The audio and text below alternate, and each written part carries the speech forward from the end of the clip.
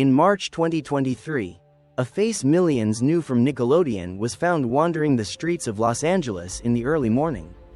Disoriented and vulnerable, then placed on an emergency psychiatric hold after she herself flagged down help. It was Amanda Bynes, the quick-witted prodigy who once carried a network on her shoulders.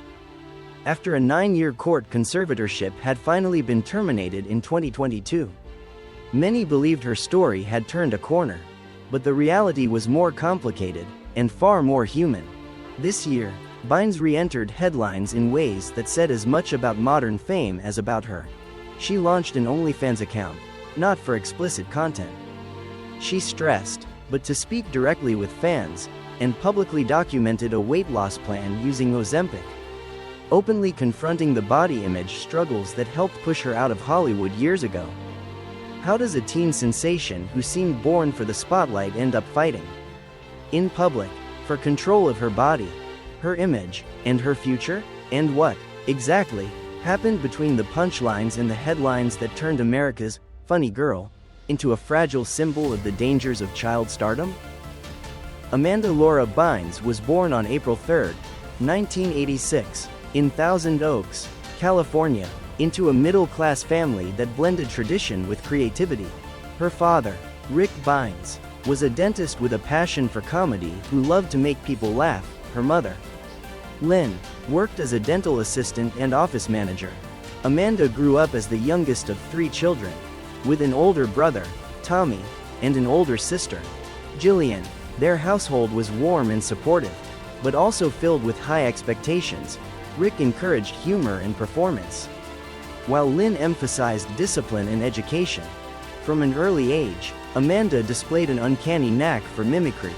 By the age of 3, she was already entertaining family gatherings with spot-on impressions and a natural comedic timing that seemed far beyond her years. While her siblings followed more conventional paths, Amanda's boundless energy and magnetic personality set her apart. Her parents, recognizing that spark, nurtured her ambitions instead of dismissing them as childish play. Yet beneath the encouragement, there was also pressure. Growing up in suburban California during the 1990s meant being close enough to Hollywood to feel its pull. Amanda often felt she had to prove herself, not only to casting agents but to her family, determined to show that her talent was real, not a fleeting phase. The balance between childhood innocence and early responsibility began to shape her identity. Her upbringing was not without challenges. Amanda has spoken about feeling isolated at times, struggling to balance the demands of auditions with the normalcy of being a young girl.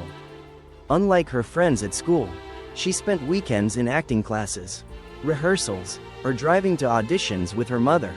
This dual life, half ordinary, half extraordinary, instilled both resilience and fragility. It planted the seeds of a career that would soon catapult her into the spotlight, but also the cracks that fame would later widen. Amanda Bynes' formal education was always interwoven with her training as a performer. She attended Thousand Oaks High School only part-time, because by the age of 7 she was already enrolled in professional acting classes and traveling to Los Angeles for auditions. While other children her age were navigating homework and playground politics, Amanda was learning stage cues, sketch timing, and how to make an audience laugh on command. Her earliest breaks came in the form of stage appearances. At just 7 years old, she was cast in a local production of Annie and later performed in The Secret Garden and The Sound of Music. The applause she received wasn't just a thrill, it became addictive. A promise that she could turn her natural gift into a career. Amanda also studied at the Comedy Store in Hollywood, where her sharp improvisational skills caught the attention of agents and casting directors. By age 10, Amanda landed commercials and small television parts, her expressive face and quick delivery making her a natural in front of the camera. But the real turning point came when Nickelodeon discovered her during a comedy camp showcase. In 1996, she joined the cast of All That, the network's sketch comedy show, where her versatility quickly stood out, whether she was playing a clueless student or an over-the-top caricature. Amanda's performances resonated with young audiences who saw in her both humor and authenticity. Education, in the traditional sense, took a backseat. Her mother often served as chaperone and tutor, ensuring Amanda kept up with assignments between sets. Still, the studio became her real classroom. There, she learned discipline, long hours, constant rehearsals, and the stakes of a professional environment where even children were treated as commodities. These early years laid the foundation for her meteoric rise. Amanda wasn't simply a child actor, she was marketed as Nickelodeon's breakout star. A performer with the rare ability to carry an entire sketch by herself. That promise, nurtured through sacrifice and relentless work, would soon transform her from a precocious child into one of Hollywood's most bankable teen stars. Amanda Bynes' true breakthrough came at the turn of the millennium, when Nickelodeon took a gamble on her undeniable star power. After several standout seasons on All That, the network created The Amanda Show in 1999. Built entirely around her comedic range, this was not just another sketch comedy program. It was a declaration that a teenage girl could headline a weekly series and draw millions of viewers. Amanda delivered with remarkable ease. Her recurring characters, Judge Trudy, Penelope Taint, Moody from Moody's Point, became cultural touchstones for a generation of young viewers. The show's success catapulted her to a level few child stars achieve. By the early 2000s, Amanda had become the face of Nickelodeon, winning multiple Kids' Choice Awards and earning comparisons to Lucille Ball for her physical comedy. Critics praised her versatility, noting that she could shift from slapstick to sharp one-liners within seconds. For many, she seemed destined to become the next great comedic actress of her generation. Hollywood soon came calling. In 2002, Amanda transitioned to the big screen with Big Fat Liar, starring opposite Frankie Muniz and Paul Giamatti. The film's commercial success confirmed that her appeal extended far beyond cable television. A year later, she starred in What a Girl Wants, a modern-day fairy tale that performed strongly at the box office and further solidified her reputation as a relatable yet glamorous teen idol. Television still remained central to her career. In 2002, she took on a lead role in the WB sitcom What I Like About You, sharing the screen with Jenny Garth. Unlike her sketch shows, this sitcom demanded more nuanced acting, giving Amanda a chance to prove she could carry emotional storylines as well as comedic ones. The series ran for 4 seasons, earning her a steady fanbase among both teens and young adults. But it was in 2006 that Amanda reached the height of her career with She's the Man, a modern Shakespearean comedy in which she disguised herself as her brother to join a boys' soccer team. The film was both a box office hit and a cult classic, showcasing Amanda's willingness to embrace physical transformation and comedic absurdity. Critics hailed her as fearless, comparing her to the great comic performers of earlier eras. Endorsements, magazine covers, and red carpet appearances followed. Amanda was no longer just a Nickelodeon star, she was a Hollywood leading lady. With her name on marquee posters and her career seemingly on an unstoppable upward trajectory. At just 20 years old, she had already built a resume most actors spend decades chasing. Yet, beneath the glow of her rapid ascent, subtle cracks were forming. The constant attention, the relentless work schedule, and the weight of expectations began to press down on her. For now, though, the world saw only the success story. The prodigy who had grown into a bona fide star, adored by audiences and courted by studios. Would Amanda continue this rise to the very top of Hollywood? Or was her success already sowing the seeds of the struggles to come? Behind the dazzling premieres and box office triumphs, Amanda Bynes' personal life told a more complicated story. Unlike many of her contemporaries, Amanda was known for keeping her romantic relationships relatively private during the early years of her fame. But as her career intensified, the tabloids began circling, eager to document any glimpse of her love life. Her first high-profile relationship came during the early 2000s, when she was rumored to be dating What I Like About You co-star Nick Zano. The pairing generated buzz, largely because it seemed to mirror the bubbly sitcom chemistry they shared on screen. Though the relationship was short-lived, it marked the beginning of Amanda's entanglement with the celebrity dating culture, where even innocent dinners were treated as headlines. In 2008, Amanda was linked to musician Kid Cudi, a brief but heavily publicized romance that thrust her further into the spotlight. She later admitted, through social media posts and interviews, that her relationships often struggled under the weight of her fame. What might have been a casual connection for others became, for Amanda, a matter of public record, dissected endlessly by gossip columns. One of the most notorious aspects of her love life emerged not from a confirmed relationship, but from her online behavior. During her turbulent years on Twitter in the early 2010s, Amanda made several shocking declarations, including public proposals of marriage to rapper Drake. These posts blurred the line between genuine affection and erratic performance, leaving fans and media alike questioning her state of mind.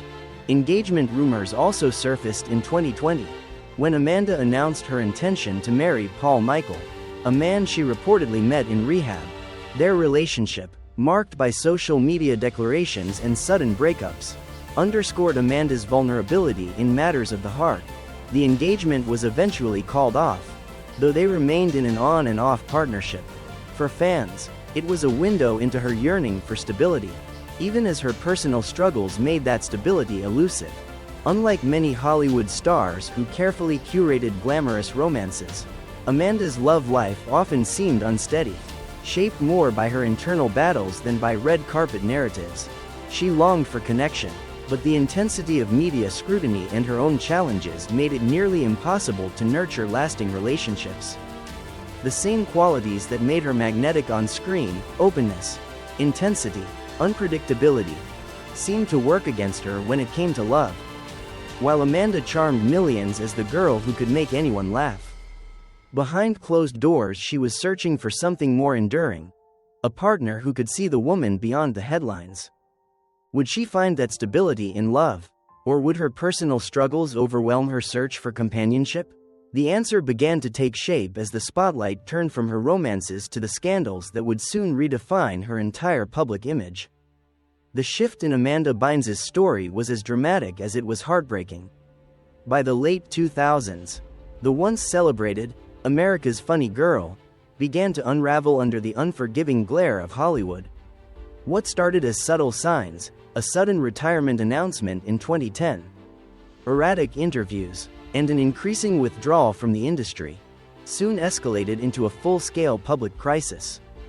The turning point came in 2012, when Amanda was arrested in Los Angeles for driving under the influence. Though she denied the charge, it marked the first time the world saw her not as a beloved comedian but as a tabloid headline. Over the following year, her behavior grew increasingly erratic. She was charged with 2 hit-and-run incidents, faced multiple driving violations, and by 2013, the image of Amanda had shifted from child star to cautionary tale. Then came the moment that shocked even her most loyal fans. In July 2013, Amanda was arrested for allegedly starting a small fire in the driveway of a stranger's home. The bizarre incident led to an involuntary psychiatric hold, and for the first time, conversations about her mental health overshadowed everything else. Court filings soon revealed that Amanda had been struggling with substance use and was later diagnosed with a serious mental disorder. Her once hilarious Twitter feed became a window into her deteriorating state. Amanda's posts, accusing celebrities of wronging her, lashing out at her parents, and making unpredictable declarations of love and rage, were devoured by tabloids. In one infamous tweet, she targeted rapper Drake with explicit proposals, cementing her as fodder for gossip and internet memes rather than serious artistic recognition. In 2013, her parents petitioned for legal conservatorship, citing concerns for Amanda's safety and financial well-being. The court granted the conservatorship, giving her mother control over her medical and personal decisions. This move, while intended as a safeguard, drew comparisons to other controversial Hollywood conservatorships, sparking debates about autonomy, exploitation, and the treatment of mentally ill celebrities. During these years, Amanda's once bright career dimmed completely. She retreated from Hollywood, canceling film roles and vanishing from public appearances. The girl who had headlined Nickelodeon and starred in box office hits was now reduced to paparazzi shots of court appearances and tabloid speculation. The cruelty of fame was especially evident here. Amanda's breakdown was not a private matter. It unfolded on smartphones and newsstands around the world. Every misstep was magnified, every breakdown immortalized as viral content. Unlike other stars who could fade quietly from the limelight, Amanda's descent was a spectacle, consumed by millions as entertainment. Perhaps the most tragic irony was that Amanda had built her career making people laugh. Yet her personal pain became the cruelest punchline of all. Instead of support, she was mocked. Instead of understanding, she was scrutinized. The young woman who once embodied joy and wit had become Hollywood's latest tragedy. A reminder of how swiftly adoration can turn into condemnation. Still, even amid the wreckage, seeds of recovery were quietly being planted. But for the moment, Amanda Bynes' scandal years defined her legacy, a cautionary tale about the dangers of child stardom, the cruelty of celebrity culture, and the fragility of even the brightest lights when the spotlight turns harsh. After the public collapse of 2012-2013, Amanda Bynes entered a period of forced silence. Under her conservatorship, she spent time in treatment facilities, receiving psychiatric care while her parents oversaw her finances and medical decisions. The once freewheeling star who had headlined The Amanda Show now had to fight for the right to make even the most basic choices about her own life. The immediate consequence was the end of her acting career. Film offers evaporated, and Hollywood, quick to turn on its own, stopped calling. For nearly a decade, Amanda disappeared from screens entirely. The only glimpses the public caught were through paparazzi photos or scattered social media posts. But Amanda was not without resilience. By 2014, she made her first steps toward rebuilding by enrolling at the Fashion Institute of Design and Merchandising, FIDM, in California. The decision surprised many. Instead of chasing a comeback in film, Amanda sought stability in a creative but less visible field. At FIDM, she studied product development and later earned her associate's degree. Her professors described her as committed, polite, and determined to build a new life outside of acting. Still, the shadows of her breakdown followed her. Periodic relapses, tabloid speculation, and her own candid admissions on Twitter made it clear that recovery was not a straight path. In 2018, she spoke to Paper magazine in a rare interview, admitting that substance abuse, particularly marijuana, Adderall, and MDMA, had fueled her decline. She described the humiliating spiral of watching her breakdown mocked online and expressed remorse for her past behavior. That interview was widely seen as a turning point, proof that Amanda was ready to reclaim her voice. By 2020, Amanda attempted a more personal comeback. She announced her engagement to Paul Michael, a relationship that unfolded largely on social media with declarations of love, breakups, and reconciliations. Around the same time, she shared new ventures, including music recordings and interest in launching a fashion line. Though none of these projects reached commercial release, they represented her determination to find purpose beyond acting. Perhaps the most significant milestone came in March 2022, when a judge formally ended her 9-year conservatorship. Unlike the bitter, drawn-out battle faced by Britney Spears, Amanda's case concluded quietly, with her parents supporting the decision. For the first time in nearly a decade, she regained legal control over her life. Fans and advocates hailed it as a victory, a chance for Amanda to finally script her own story again. Yet, the comeback remained fragile. In 2023, Amanda faced renewed struggles when she was placed on psychiatric hold after being found wandering the streets of Los Angeles.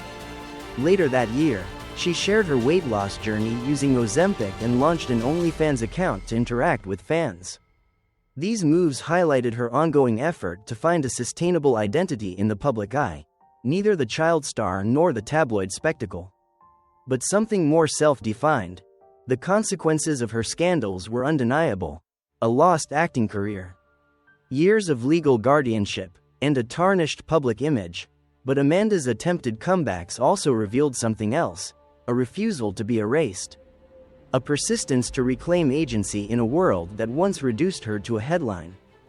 Today, Amanda Bynes lives far from the Hollywood spotlight that once defined her. Having regained her independence in 2022 after nearly a decade under conservatorship, she has been cautiously navigating adulthood on her own terms. Though her acting career has not resumed, Amanda has explored new ways of connecting with fans. From dabbling in fashion design to briefly launching an OnlyFans account, she has also spoken openly about her weight loss journey and struggles with body image, showing a willingness to confront personal battles in public rather than hide them. Still, Amanda's path remains fragile. In 2023, she was placed on psychiatric hold after being found disoriented in Los Angeles. A stark reminder that recovery is not linear. Episodes like these underscore the ongoing nature of her struggles and the reality that mental health battles do not vanish with a single court ruling or a triumphant magazine cover. And yet, there is resilience in Amanda's story. Unlike many fallen child stars, she has not completely withdrawn into silence. She continues to seek ways to create, to share, and to live authentically, even if that means stumbling in full view of a public that once adored and later mocked her. In this sense, her journey reflects a broader cultural reckoning, how society treats young stars, especially women, who crack under impossible pressure. Amanda Bynes is no longer the Nickelodeon prodigy or the tabloid headline. She is, instead, a woman in transition, someone still writing the chapters of her life, outside of Hollywood scripts and public expectation. But the question lingers: will Amanda's story end as a cautionary tale of a talent consumed by fame? Or could her next chapter surprise us all, revealing a comeback not of Hollywood lights but of personal peace?